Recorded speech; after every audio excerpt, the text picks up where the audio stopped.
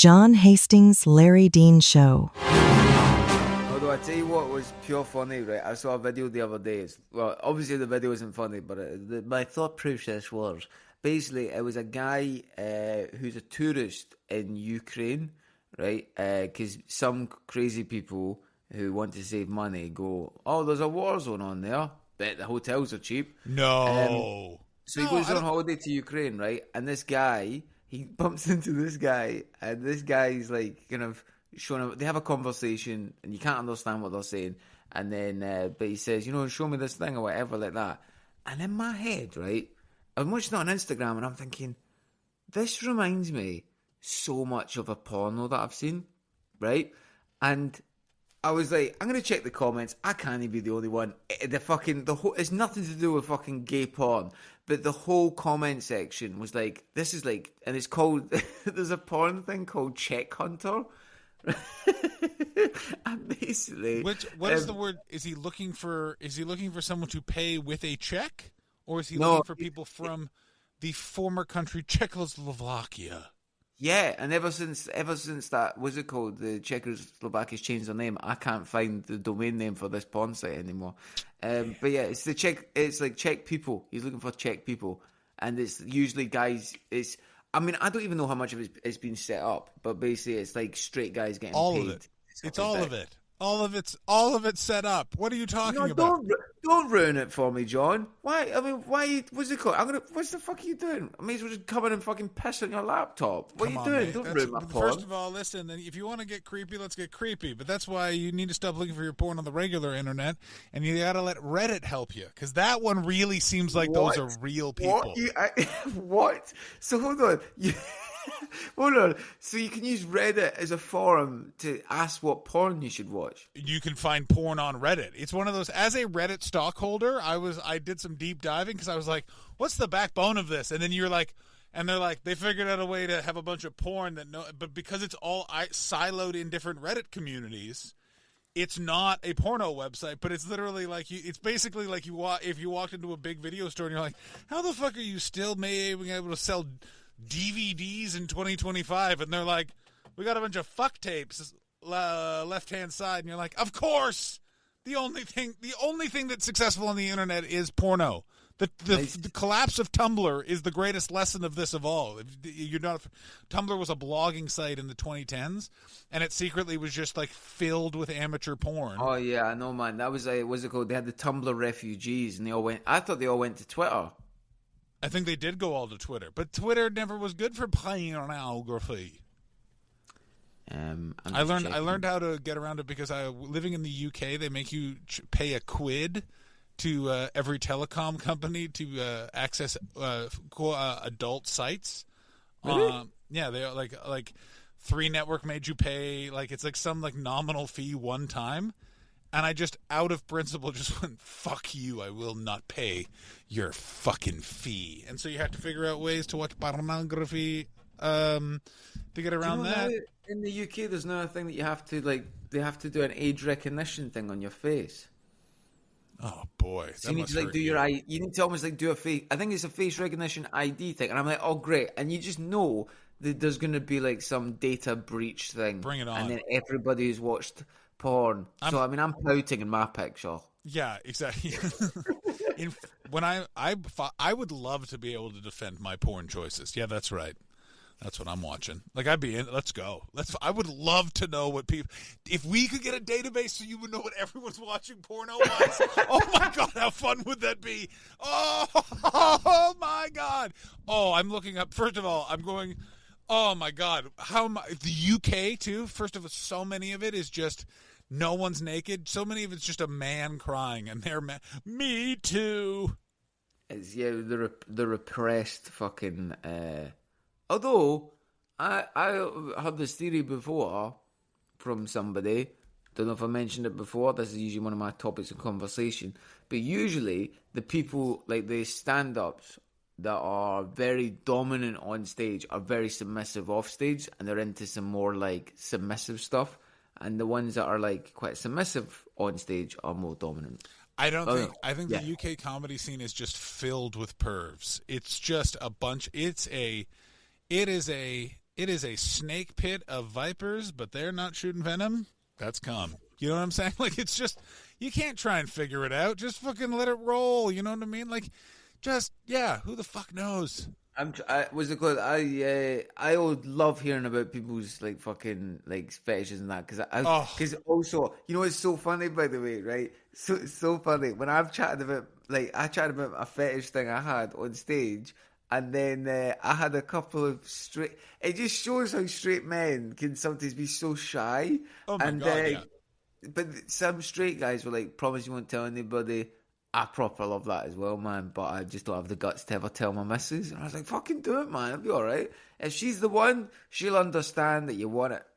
Yeah, but here's the thing. I have like proposed things to gals, and I have found there's a real bad bedside manner in terms of turning stuff down. Do you know what I'm saying? In times where you're like, hey, how about we try out this thing that I've never done before 18 other times that I can't stop thinking about. And like it what?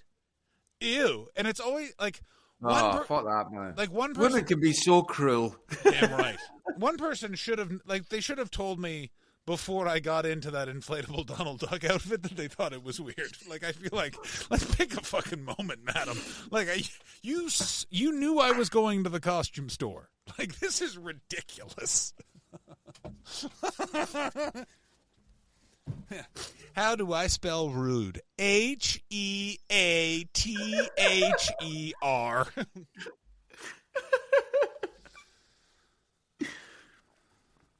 You know, speaking of which, I don't think I've ever dressed up for sex.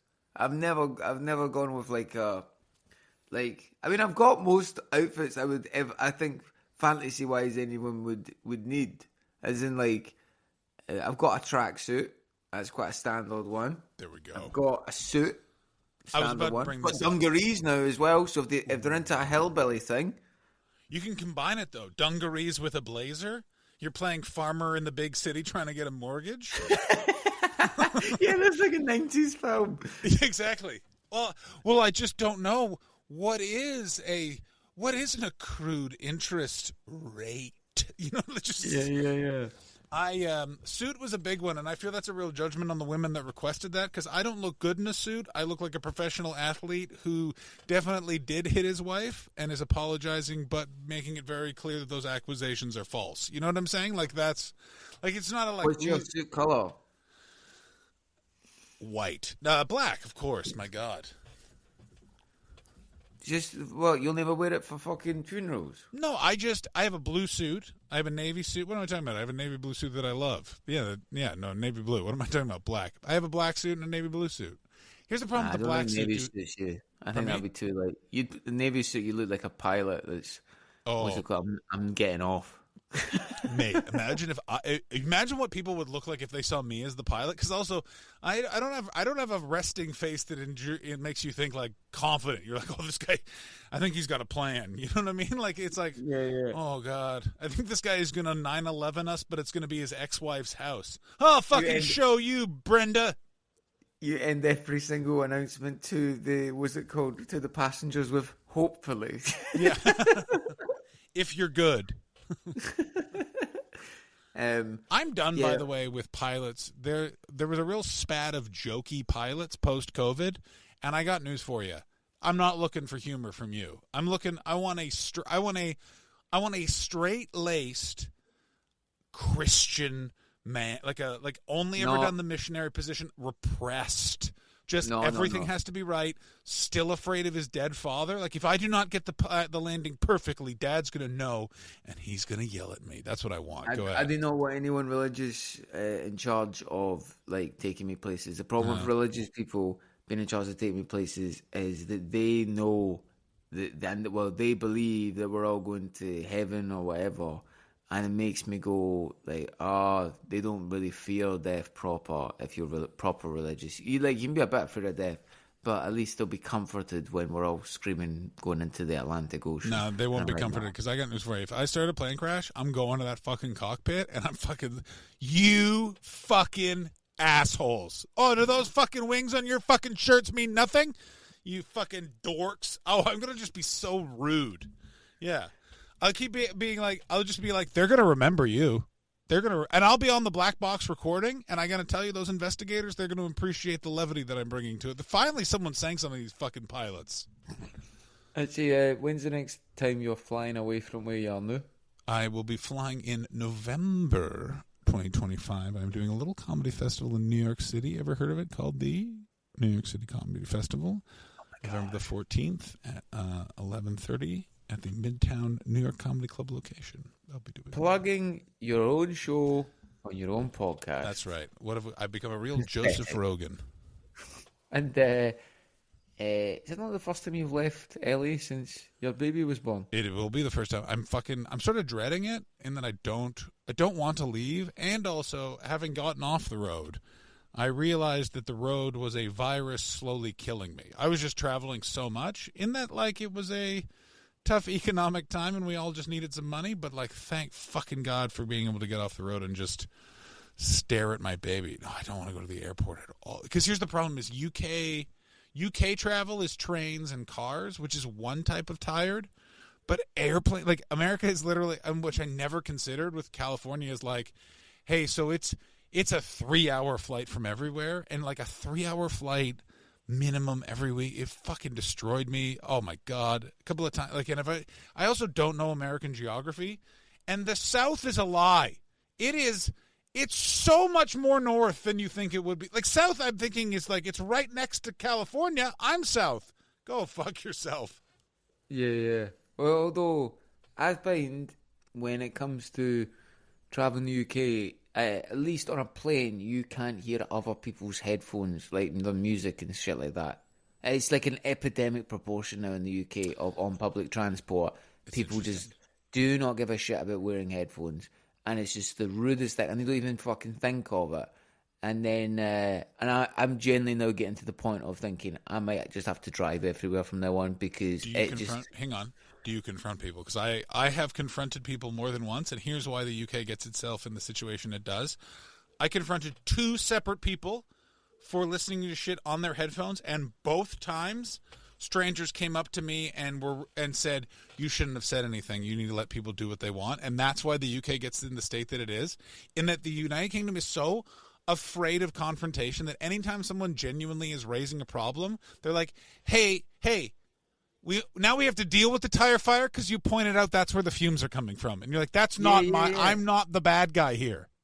Bang on. It's fucking true. I can't stand when people are like, oh, it's not a big deal. Well, you know what? It actually really annoys loads of people. So maybe it is a big deal that's just getting so out of hand. And then, some fucking cunt, right? We had a beatbox blaring thing. So it wasn't even like a device you could have headphones to. And he decided the best place to play it was on the train station platform. So we all had to listen to his shit music.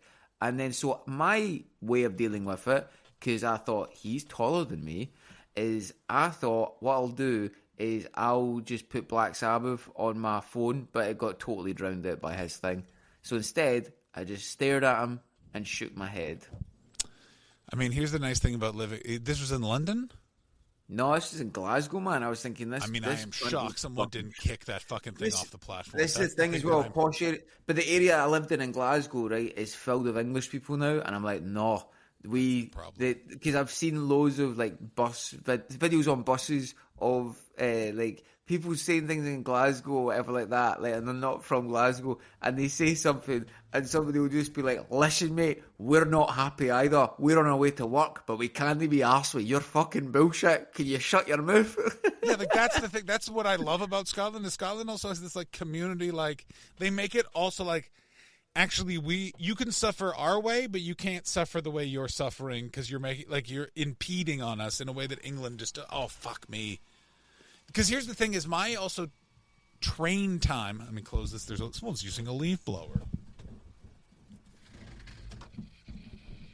My train time ended in the UK pre-COVID, basically, and I think that like it's all just fucking falling apart on those fucking things now. Yeah.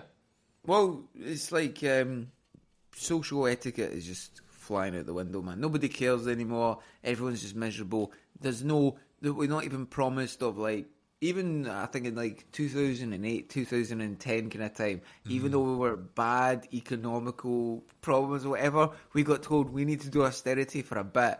And now the UK is just like, oh no, it's never getting better, by the way. This is it. Like, Yeah, well, much like your knowledge of the native peoples of America, you have skipped a couple of vital points that made sure that, first of all, austerity is the craziest thing because in the UK they act like that's a thing that every other country has. For those of you who don't know what austerity is, it's this thing that the government implements where they just go, we're not fixing shit.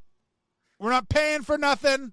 Fuck you. And it's like, I don't think you should let the government to be able to just decide that they're doing that. Hey, fuck you. We're England. We ruled the world. That was like 100 years ago. And I wouldn't say ruled the world. I would say you guys just figured out capitalism slightly ahead of everyone else and weaponized it. So fuck you. And then no, fuck you. Yeah, it's just a fucking nightmare, man. Although I'm going to New Orleans in 1 week's time. Well, yeah. And I think I'm going to fall in love with it and be like, oh, yeah. John, I'm going to live in New Orleans now. I mean, yeah, Larry, you do really love the parts of America that I would call, I'll make up a little area I like to call Gay Bash Alley. Yeah, man. But then I think, well, it gives me an excuse to get 3 dogs and to get a gun. Oh, my God. Also, let's be totally honest. You better leave me and my husband alone. Not only that, I cannot imagine how crazy. Because let's just be frank, Larry. If you and your hubby pop on Grindr in Louisiana, I can't imagine the repressed gentleman you are going to encounter. We're talking like they're under so much pressure. You put some coal in their mouth, you're getting a diamond in 15 minutes. That is going to be unbelievably good sexual intercourse. Like, it would be like, if there is a Christian God, he is looking down being like, that guy is violating one of my sacred rules, and I get it, because that looks great. Although I've been told New Orleans is gay friendly. But I know listen, yeah, exactly. In the same way that, like, you know, England is foreigner friendly because of London, but like you go right outside of London, baby. Holy jump. Like, I always feel looking at these like places in the southern states of America, it is like, you know, you have to kind of jump from one city to another to be safe as a gay man. It's like the floor is lava of geography. I also think it's one of those things where it's like, listen, you know, they're safe and they're safe. You know what I'm saying? Maybe you want to take a little walk on the wild side. Well, we were thinking of like on the way, so we were gonna go. Like New Orleans for 4 days, yeah, and then we're gonna fly over. You're gonna love this. So we're gonna fly over to Texas for 3 days because what's it called? Depending on where in Texas, but you could drive it. No, we're going on the 10th because Linda Gale Lewis, Jerry Lee Lewis's sister, is playing a show in Houston. So we're literally just going for that. But then we'll spend like 2-3 days there in Houston, and then we're going to fly back to New Orleans, and then we're going to pick up a car, and then we're going to drive from New Orleans up to Memphis, and then spend 6-7 days in Memphis, maybe go over to Nashville a day or two, and then back down to New Orleans for, I think there's 3 days left of it, and then we fuck off back to the UK. Here's the thing that I think is, people aren't understanding in terms of going through, is you're Scottish first to any of them, so they're going to be so like, what in the world are you two roommates doing here? You know what I mean? Like, they're going to just be so fucking like, England? Scotland? What part of Ireland is that? You know what I mean? Like, yeah, I remember when we first arrived in Nashville, man, and we checked into a hotel that was not very touristy. It was more like me and my wife had a fight. Yeah. Nashville has a lot of those hotels that feel like there's a lot of guys talking to their father-in-laws right now on the phone. Yeah, and it's very, what do you call it? So we're checking into this hotel, and then my auntie checked in, and then me and Mikey tried to check in, and we're like, y'all fine with a double room? It seems a bit, I think there's been a mistake on the computer. It's like, yeah, that's fine. Yeah. I'll be damned. Yeah. I'll be in We'll church fuck tomorrow. in both beds. Oh, that's fine then. Yeah. Twins, we can fucking both. Yeah. I think that's going to be a wonderful honeymoon. Are you going to go riverboat gambling? No. Are no interest in you? Do gambling. you want to I'm already hang out on with the my fucking- dad when you're in Houston? He lives in Houston. Your daddy lives in Houston? Yes, he does. All right, yeah, I'll meet him. I'll see. I've met your dad, didn't I? You did meet my dad at my first wedding. He was in attendance, and I believe you met him. You definitely met him because you were sat with Paul, and my dad fucking loved that guy, so there's no way in hell Stevie H didn't pop over and say, hello. Does he want to come to see Jerry Lee Lewis's, what's it called? His Is sister? it his sister or his daughter? Because weirdly, sister seems weirder than daughter. His sister. She's a, what's it called, a rock and roll singer in her own right. She's really good. Her version with How Jerry the Lee. fuck old is this lady? She's in her kind of, I think, late 70s. No, there's no way that Jerry Lee Lewis's sister is only in her late 70s. Hold on, let me just... I'm saying it's his daughter. No. It's definitely not, because they've done albums together. Linda Gale Lewis. She is born 1947, so she's 78. Is she his sister? Yeah. Weird. She's recorded with Jerry Lee as well as Van Morrison, Robbie Fulks. So Mikey wants to meet her as well because she was Shakin' Stevens' opening act like a decade ago. I love it. I still Oh, don't... we went to see Shakin' Stevens last week. How was it? I still don't really know who Shakin' Stevens is. I only know him from you and Mikey. Oh, yeah, he's really good, man. He's like, they always call him Welsh Elvis, but I think he's more like Welsh Jerry Lee Lewis. He sounds more like Jerry Lee. But yeah, oh, he's fuck yes! I love a British person attempting to do American rock and roll because it's kind of like Christian rock in that they get such weird things wrong and such interesting things perfectly right. Yeah, the attitude thing is like, what's it called? I think there was only like a period of time the British, actually no, I suppose Oasis have always had an attitude thing, but they've got an attitude problem. They're not cool. And Oasis is a very specific attitude. I find it very Manchester actually, which is like it's a guy that's so fucking arrogant, but he's taking a shit in a bin. Like it's just you're like, how the fuck are you confident? You don't know how to fucking position a microphone, you fuck. And he's just like, actually, I'm a wine sneaker. Fuck you. Although, so this always comes up in like Facebook things I see, right? When I'm going past all the fucking comments of saying that I'm as funny as AIDS, is who are better for like rock bands, America or the UK? I need eras. There's different periods of time. It changes.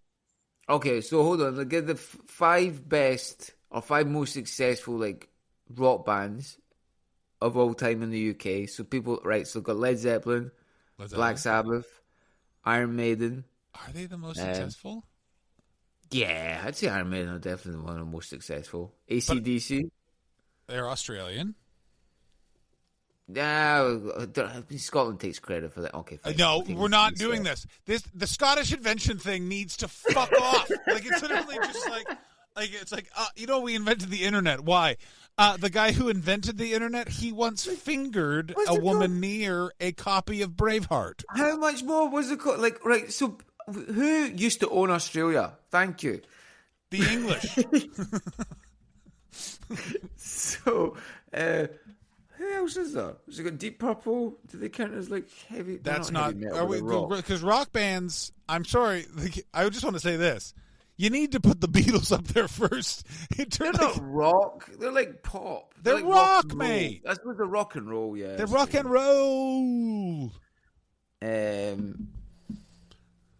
Right, bands from UK. So there's Rolling Stones. They got also. They Oh, unfortunately. Pink Floyd. Can't believe I didn't even think of that. Pink Floyd would be number 3, I would say.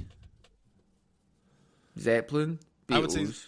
I would say Beatles 1, Stones 2, Floyd 3, Zeppelin 4, and maybe Sabbath 5? Yeah. I mean, you got the Queen as well, obviously.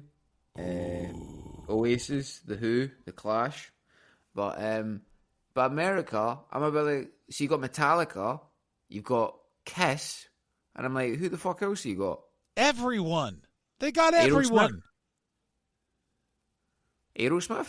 Aerosmith. Uh-huh. Aerosmith. The Grateful Dead. The Jefferson Airplane. The Jefferson Starship. Rage Against the Machine. Soundgarden. Nirvana. Pearl Jam. Oh, I mean, you can't even count Nirvana on that. May, you can absolutely... Because I'm right? How dare you?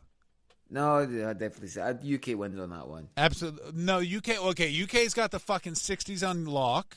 I think America wins the 70s just... The 70s is a bloodbath. Well, because there's things on either side. In that, technically speaking, I'm going to have to put Black Sabbath as a 60s band. Technically, do you know what I'm saying? Technically, first album's in '69. Although that means that the first album was released in February the 13th, 1970. It was. I thought it was released late '69, and then no, you're right, because it's the Paranoid and Black Sabbath are in the same year. Yeah, they did a really weird band. They just like, in every way. But it's also like their recording schedule. It's so crazy. You're just like, oh my God! Like it's literally just like, okay, so we were on the road for 300 days straight. We did acid every day. We got to their studio. Tony Iommi did so much cocaine he ate a guitar. Then we wrote all of Masters of Reality in 45 full minutes, and we recorded it all 2 takes. No one remembers it. Like it's the.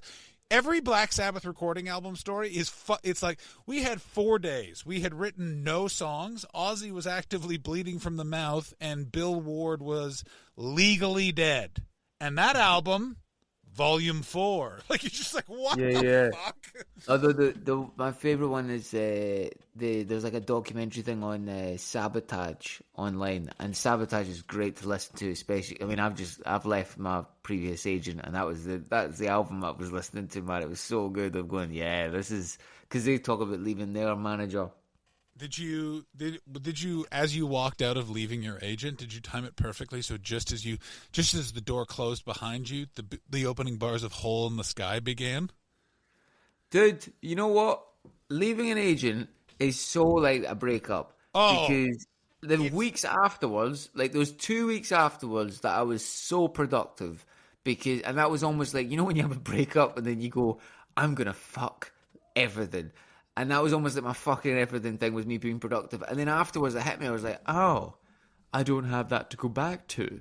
And then I had to make a decision on who to sign with. And I was like, oh my God. Did you actually meet with everyone, or did you just meet with those 2 people? I met with those 2 people. Yeah. And I also then got a message from a third that was going to help me decide between the 2.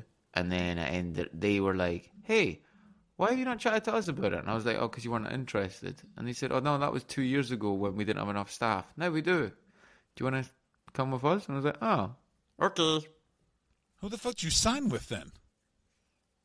Independent artist management. Oh! Yeah, that makes complete sense. That sounds great. Also, there is a bit of me that was like, oh, one of Paul's best mates. Yeah, okay. Yeah, I assume. Yeah, it's so funny. Of course, that's gonna be. Also, I've worked with like, what's it called before, and I was like, she was great. Yeah, she worked for the other agent that you left, and then became an agent. And it's not also like, it's not like Sarah didn't go on to anything else after. You know what I mean? I did look at, because it's funny that you have to look at who else has left your agency and gone, like, okay, I do not want to host GB News. I do not want to get cancelled, and but these 3 are doing great. Is it 3? Yeah, 3 of them I chatted to. Yeah, I was like, the other I do not have to say brilliant, so I chat to them. Yeah, and between their agents. What, did you do it in person, leaving your agent? Here's the thing with leaving your agent. No. It's so interesting. I'm very good friends with all of the people in this story. Isn't that weird? Not very good. I would say friend. I'm friends with one and very good friends with others. And Well, that your old agent and I have the weirdest relationship, and that I think I'm the only person in comedy. I don't feel intimidated by her, but I am. I'm just fucking fascinated. It's just like I've never seen. I went to a bar with her once, and it was really interesting. Just like, yes, greetings, barkeep. One fine glass of alcohol. Dude, you know what's funny? I'm so determined not to be that guy of the one that's like, yeah, fuck my previous agent. I'm not fucking, what's it called? Obviously, I left for specific reasons or whatever like that. However, I have to go, it's business. But then I want you to know, in the telling of this story, it really doesn't seem like business, mostly because of the way you just said business, which is you just affected the character of a child. Dude. What's it called? Oh, there's a lot of fucking rage behind this. But you know what? But at the same time, you got to be civil. But also, I was, what's it called? I went into Monkey Barrel and I accidentally walked straight past her to see, because I hadn't seen one of my mates in ages, and I gave him a hug. And her and that mate hate each other, so it looked like I just picked a side. And then I talked to somebody at Monkey Barrel the day afterwards, and they were like, "Oh, it's really weird. Your agent was in there." And I was like, "You mean my previous agent?" I was like, "Oh, have you left?" I was like, "Yeah." And she was like, "I was like, where was she?" She was like, she was sat right next to you while you were chatting to Thingy. And I was like, "Oh, fuck." So I had to text her, be like, "Just so you know, I didn't ignore you on purpose. I just did not see you." Oh, I'm going to need to, as soon as this podcast is over, I'm going to need to know the name of that person. Okay, yeah. When should we finish that? Oh my God, hang on. Jimmy Savile? Holy shit. Larry, I don't want to be weird here. First of all, I thought that guy was dead. Second of all, you need to go back. You need to be on your old agent's side in terms of that schism, because you need to start reading the news. Nah, dude, it's good one. You like them? Oh, okay, great. I can't wait to find out who it is. Ladies and gentlemen, this episode is over. What a great show episode 10 was at the John Hastings and at Larry Dean Comedy on All the Stupid Things EP episode 10.